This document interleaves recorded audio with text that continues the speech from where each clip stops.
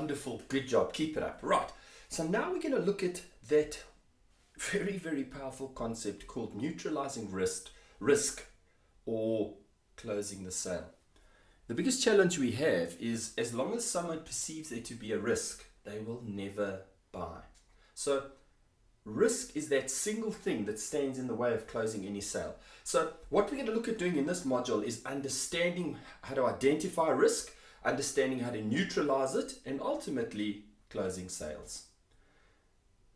The challenge with risk, this is the only difficult part about risk. Well, there's a couple of issues, but one of them is that risk is that thing that usually remains unspoken on the part of your prospect.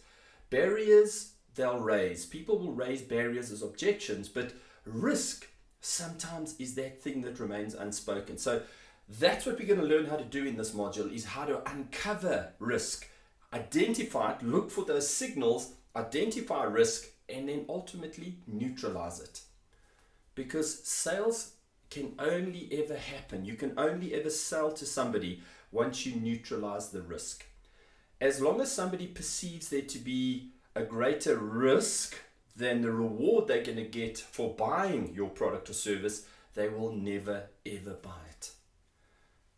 So what we're going to do in this module is I'm going to show you, you're going to learn a couple of really powerful techniques on how to uncover risk, how to see how to identify it, and then how to neutralize it.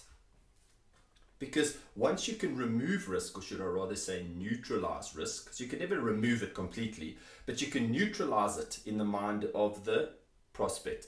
Because most risk is perceived risk. And that's why it's possible to neutralize it in the mind of your prospect. And ultimately, once you can neutralize risk, closing sales just becomes inevitable.